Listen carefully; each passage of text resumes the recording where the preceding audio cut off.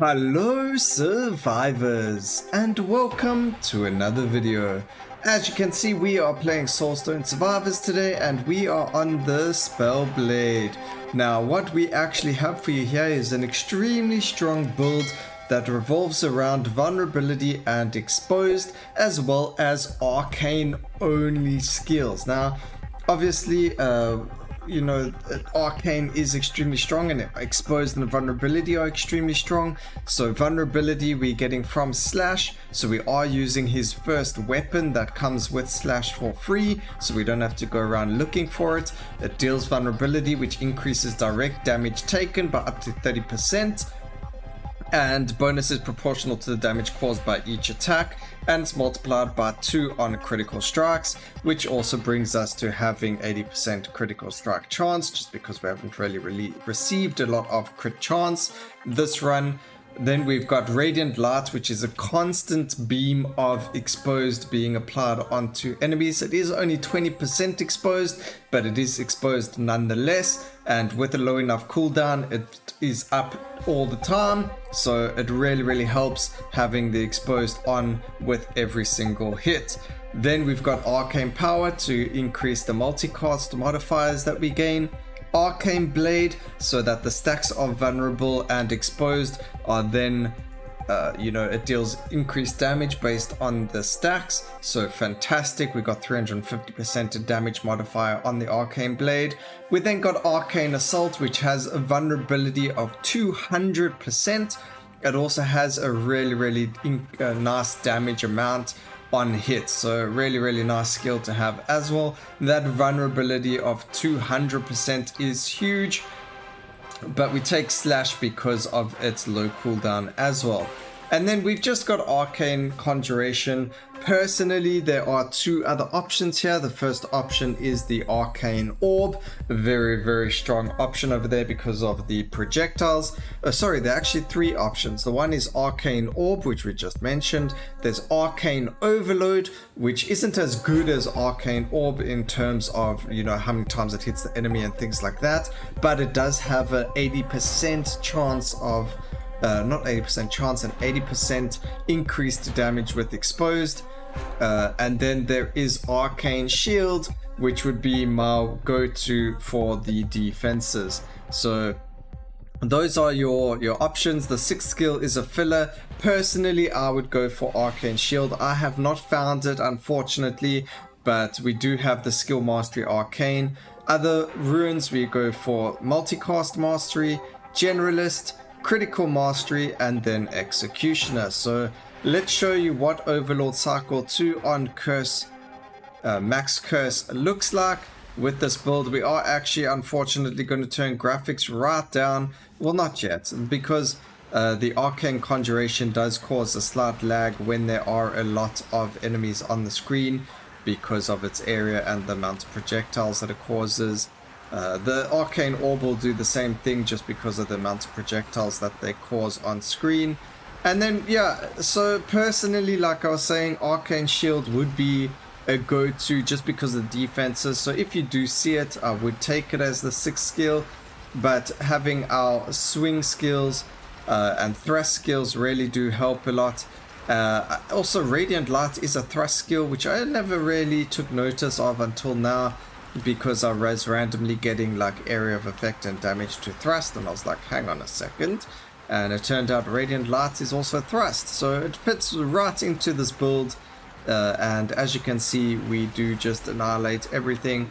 We are only on Overlord Cycle 2, but you can see when we are busy fighting things, they do die extremely quickly, and you can actually take note that this is going to happen even faster when you are doing this on your normal curse and not even Overlord, because Overlord cycles, they have a lot more life.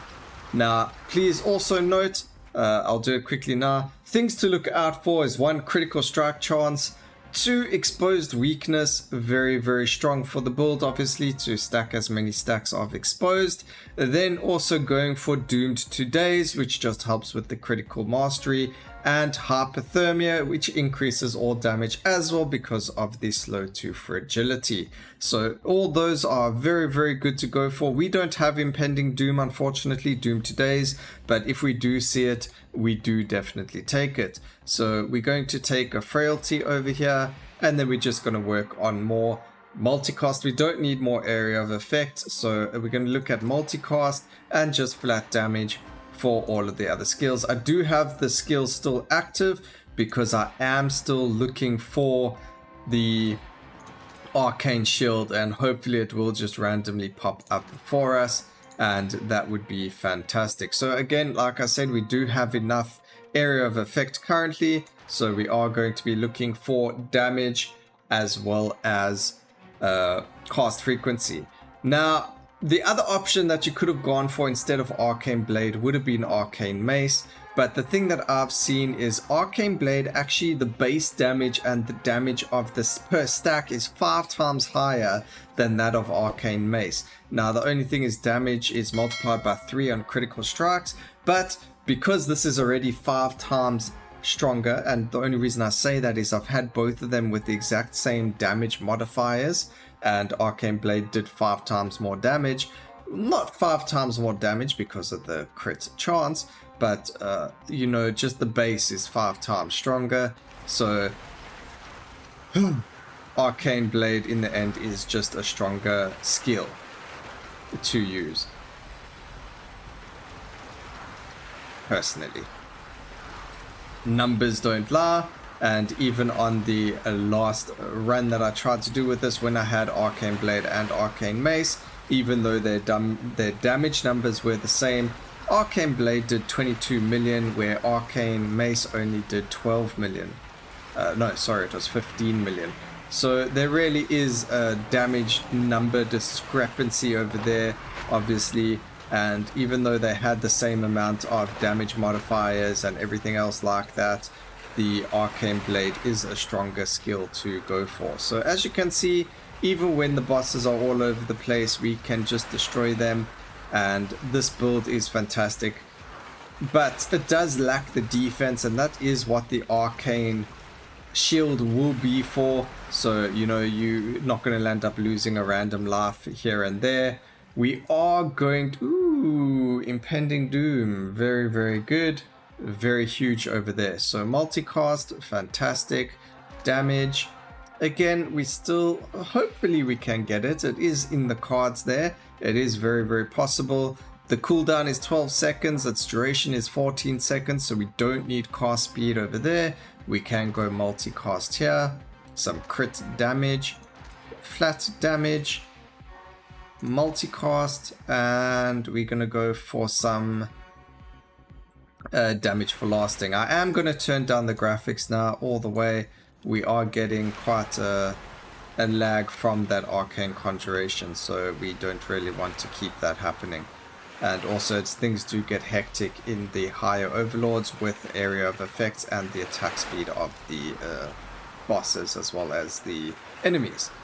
So yeah, hopefully Arcane Shield if you do pick it up, but Radiant Light is more, you know, you can change it, but the constant exposure proccing or application of exposure is really, really, really strong here. So although the damage it deals isn't too amazing and the percentage of exposed isn't so great, only 20%, but it really, really does help stack to like 300-400 stacks of exposed on bosses, and then the Arcane Assault, or I mean Arcane Blade or Arcane Mace are really going to go to town with that, and you're just going to see the bosses melting. So you can see they're already on about 250 to 300 stacks of exposed there, and that just helps obviously the Arcane Blade deal damage. And you know, the percentage isn't really that important. The stacking with the Radiant Light is more important for the Arcane Blade. So definitely a go-to there, and obviously definitely really, really strong for the build. Okay, now we're just gonna quickly go over things. We are looking for, we'll just go bleed and poison, why not? Cast frequency, burn to slow, it's gonna help with the fragility.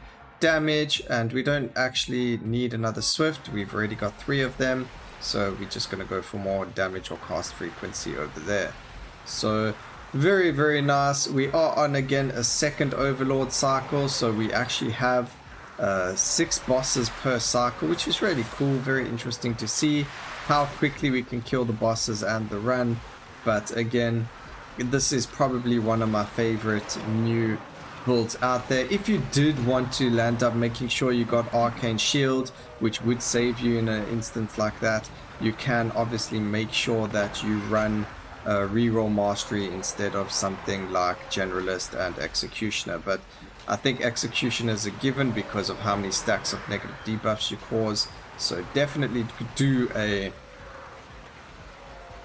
if you do want the reroll mastery, you can get rid of the Generalist buff, ruin buff.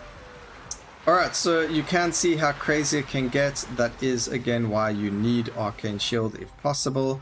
But unluckily for me, I did not receive it, but it's not the biggest deal. We are going to win this and go from there. So potency for arcane power is definitely going to help us over there as well. And we're going to keep going.